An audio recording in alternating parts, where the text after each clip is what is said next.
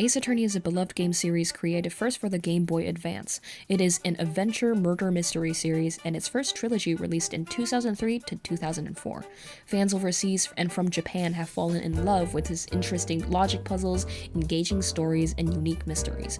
But most importantly, its endearing characters. Phoenix Wright and his friends have won the hearts of many people across the world. This game, like many other visual novels, also has a very active fan base of artists and writers who have created a massive amount of fan work for the series. A lot of them are queer. You may ask, what kind of romantic tension creates this level of collective mania in a fan base? And I say, the kind that is barely subtext. Fans explore what the text in the game does not deliver, and after the boom of success in the very first game, an explosion of queer fan works pairing Wright and Edgeworth were made. It's undeniable. This game owes part of its success to Yaoi. They talk about it in interviews, it's in magazine clippings. Phoenix and Edgeworth have matching wedding bands designed after them for a Capcom merchandise events. It's a whole thing. Refer to the shipping wiki page, they say definitely not straight words and have super gay thoughts about each other all the time across all of their games. I am very normal about them. Back to Yaoi, shall we? The popularity of the first game created a wave of queer fan comics, some erotic in nature, and they were so prominent that a writer on the team saw this as an opportunity. The legend goes that he went out of his way to buy a cardboard box worth of yaoi and read through all of them to analyze the character tropes and dynamics of the genre. You can see some of these traits in characters of the second and third Ace Attorney games. Japanese fans are particularly fond of the eccentric Max Galactica, and Western fans love the meek little Ron Delight. The inspiration can be seen in their designs, rounded and smaller faces versus a squarish, more masculine face. Yet, both of these characters are written as explicitly heterosexual. Jim, we fucked up. We forgot to put the gay in them. So despite the funny story, the writers for Ace Attorney failed Yaoi at the very first step. Or did they? Yeah, they did. In examining what I believe to be a Yaoi failure, not only would I like to argue that Godot was written as a romantic foil for Wright, I'd also like to argue that in failing to create effective queerbait, Ace Attorney has also made commentary on toxic masculinity. Enter Godot, a mean, suave womanizer of a man. He's one of the few characters in the series to feature prominent facial hair. He is sly, he is dark and mysterious like his coffee. He is snide with his words, did I mention the coffee? Always a few steps ahead of Wright, it's clear he's more experienced than the other, not just in court, but in a multitude of other ways. Godot is the antagonist. Godot is the comedic relief. Godot is never the fool. He is a character that can be described as full-flavored and most prominently, vicious, projecting the loss of his past lover onto Wright. He believes more than anything in the world that Phoenix Wright has failed as a pupil and as a man. Godot will never accept Phoenix for moving on after Mia's death, yet he never says it to his face up till the bitter end. His character arc comes to completion when he realizes that his plight is futile, seeking revenge where there is none to take anymore. All that is left in this court is only a projection of his own feelings of inadequacy, which is pretty interesting rhetoric for the mask of masculinity when you say, 2004, everybody.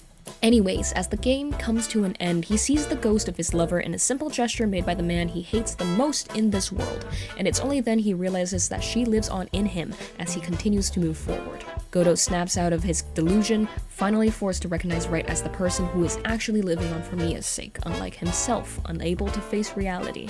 Godot is named after the play Waiting for Godot, which I'm pronouncing wrong, I'm sorry.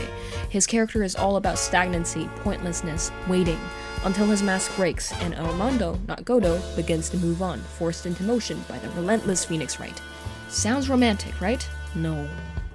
I think seeing your dead lover and her successor is some kind of romance flag. Maybe Godot's type is relentless and dedicated. What is that, ENTPs? This flag may have been raised, yet it goes unanswered. Godot and Wright remains a distinctly unpopular ship. On AO3, there are 45-ish entries of Wright and Godot fanfiction. And for reference, Herschel Layton and Wright have 37 entries of fanfiction, and Herschel Layton is not from the Phoenix Wright series. That's the Professor Layton from the Layton series, and his only connection with Phoenix is their spin-off crossover game where they spend half of that game separated. How come Godot is such an unpopular pairing for Wright when he was designed to be a romantic foil for him? Oh, have I proven that yet? No? Let's do that.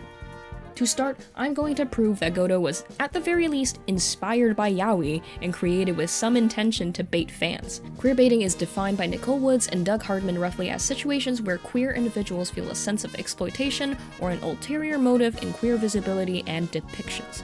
This can mean an unfulfilled romantic arc, or perhaps modeling the primary antagonist using traits pulled from gay men as presented in comics made primarily by cis and straight women, creating romantic tension between the two to bait fans into further discussion and perpetuation of the non-existent romantic relationship.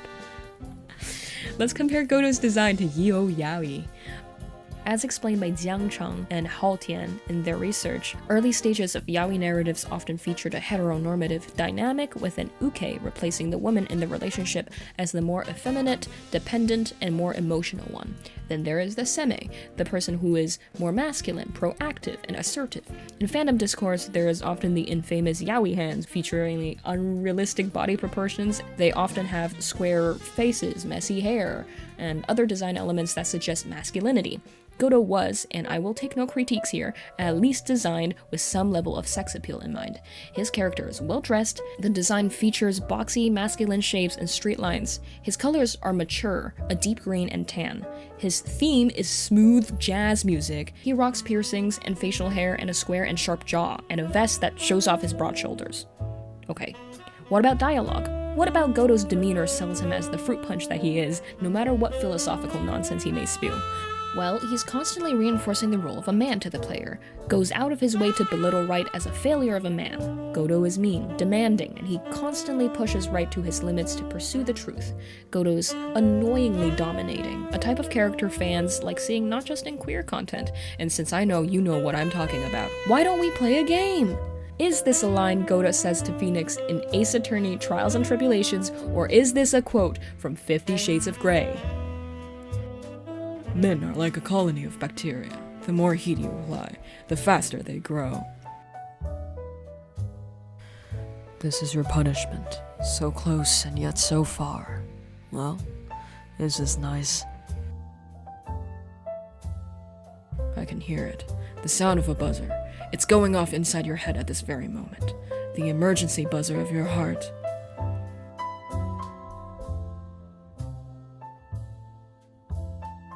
I wonder how much you can withstand before you and your break in two. Case. It was Case, you guys. They're lawyers. Anyways, with those comparisons made, I argue that Godot's character hits on a few masculine traits which sets him comfortably into the shoes of an uke. He's dark, he's mysterious and broken, waiting for the love of someone unrelenting and dependent for him. He needs unconditional love and care before his arc is complete. But that's not what he gets or what happens. Godot sure has all the character traits needed for a top, but that doesn't work because his foil, the man that he's obsessed with, Phoenix Wright, isn't a bottom. That's argument number one. A romantic foil, even in ye olde yaoi, required dynamics that were interesting to explore.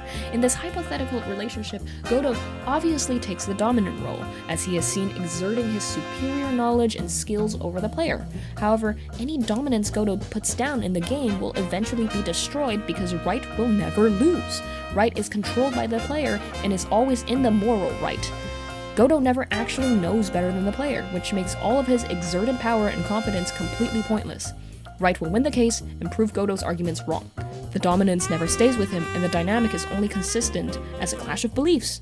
Wait, you say, calling me out in the middle of this essay. Isn't that a subversion of tropes, and doesn't that make Godot the bottom in the relationship? To which I say no! Because Phoenix Wright isn't a top either! Phoenix Wright, the intended other half of this pair, was not created for this dynamic. He's neither dependent on the approval of Godot, nor is he assertive enough to stand his ground against the other's harassment through the entire game, simply moving on past him. The dynamic is incomplete. It is an unrequited revenge story with one guy having no idea what the other hates him for. Godot represents stagnation, while Phoenix rises from the ashes and never stays down, always pushing forward by the skin of his teeth.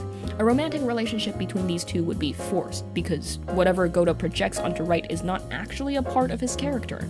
At the end, Godot admits that all of the hate that he has for Phoenix was actually for himself. It just means that whatever angst you have to juice out of this relationship, you can do with just Godot. Right doesn't have to be there. To form a proper romantic relationship, Godot must accept his failures and become a less delusional person, and by then, he also doesn't need Right anymore? If he could face himself, his obsession with Right evaporates. These two characters have no need for each other at their worst or at their best. That is where this tier of queerbait falls through. Phoenix Wright doesn't need Godot, not like Godot needs him at his worst. In Chang and Tian's article, a modern yaoi author reported that readers nowadays want to see that the boys share mutual support and care with each other, rather than just exercise emotional and physical domination in the name of love. And remove emotional domination from the dynamic, Godot and Wright fall apart. What about his dialogue? He's clearly flirting with Wright. To that, here comes argument 2. Godot is a non-committal portrayal of queerness. Like any popular series that was released in the early 2000s in Japan, any queer comments are often played off as jokes or hidden in the subtext. Godot, while flirtatious, is also incredibly abusive to Wright, as is the physical comedy of this series. He only ever shows positive traits of loyalty and protectiveness in his relationship with Wright's mentor, Mia. And to the player, having seen how he interacts and speaks with someone he is romantically entangled with, Godot's jabs and Wright reads more as harassment rather than interest. Godot shows no guilt to Wright, therefore no respect, and there is no commitment in showcasing attraction to the opposite gender, even as Godot slowly comes to realize that Wright is carrying on Mia's legacy. Godot remains aggressive and detrimental. Also, Godot reinforces gender norms rather than breaks out of them. Unlike the vulnerable Edgeworth or the assertive Franziska, Godot is a portrayal of a man's man, conforming to the masculine mask of strength, even when it is detrimental to the people around him. He proves how smart he is, how strong he is, how capable he is, when the time comes to save the ones he loves, even if reality is the opposite. As mentioned in The Queer Art of Failure, Godot actually succeeds in conforming in the heteronormative standards that Japan held in the 2000s, but in doing that, he doesn't challenge the standard and puts no pressure on the concept of a straight dominant man. Unless a fan was looking for it, he could pass as non-queer, as he doesn't dress with frilly neckties, doesn't walk around with whips and jewels. The queerest thing on him would be his Daft Punk glasses and his hate for Wright. Lastly, the true reason why the ship sinks, not because of a lackluster dynamic between these two, hate-love is workable in the hands of a talented writer, not because he's Schrodinger's bisexual, fan interpretation trumps canon interpretation if given enough to work with. If I can explore the romantic tension of me and the mini fridge that holds no snacks I want at work, then maybe you can explore whatever these two have going on with their better halves. Godot is still in love with Mia Fey. Phoenix Wright is still in love with Miles Edgeworth! In this very game! There are so many gay-ass thoughts they have about each other that it completely trumps whatever this scene has. Godot fails Yaoi not just because he isn't actually in love with Wright. Godot fails Yaoi because Edgeworth is currently very much in love with Wright, and he needs to get in line. Ace Attorney is a series rooted deeply in its characters and their relationships to each other. Wright and Edgeworth have several games worth of character development and have grown and changed alongside each other in ways simply unremovable from their characters. Phoenix Wright cannot be a complete character without Miles Edgeworth, and vice versa. Godot is implied to have the same relationship with Mia, and despite her death, his whole character arc is still rooted in the fact that he cannot move on from it. Phoenix isn't special to Godot, Mia is, and between these established character relationships, it is more gratifying to project romance, queer or not, based on their social standings, their personalities, and their histories to each other. To take from the radical potentials of queer politics, people are a multitude of things: races, classes, sexualities, age, gender. All of these factors create different dynamics of power that must be recognized. The same applies to projecting romance onto characters. Well, maybe I got that takeaway backwards. Project romance, no. Kiss your, no. Find solidarity in the people around you, regardless. Minorities gotta work together, man. I'd like to close off this essay hopefully contextualizing another part of the Ace Attorney based on Yaoi legend. Edgeworth, Phoenix's rightful foil, was initially written to be much older than Wright, having a dramatically different backstory, but one of the character designers on the team had designed and introduced a younger rival, Edgeworth, changing the Ace Attorney narrative entirely. Wright went from a simple starting lawyer to a man rescuing a long-lost friend who has been corrupted by the cold, unforgiving world of law. Suekane is an author of original yaoi, and when asked by Takumi about intentionally creating some romantic tension between Wright and Miles in the ending of the second game, she commented that it's all wrong. Queerness are projected onto characters, especially in Eastern cultures, where it is less accepted not just for the sake of representation, as the appeal of yaoi content are still primarily to straight cis women. It is also used as a tool to reimagine power dynamics, to rebel against the norm. Queer relationships, just like queer people, have more to explore than the big hand guy and the small hand guy. Ace Attorney, in the process of fleshing Godot out as a character beyond yaoi tropes, wrote a critique on the cycle of abuse and toxic masculinity. When looking at Godot as a failure to create a compelling queer relationship, the fan can either ignore all the queer flags for the character, or can question what a successful queer character might look like. In this way, a queer failure can have positive effects. Though it fails to disrupt a normative structure, it succeeds in eliciting emotional responses. For example, it made me mad enough to write 5 pages worth of critique on how not to write queerbait. So I suppose my conclusion of this essay is, don't write queerbait. Just write a queer. Good night, everybody.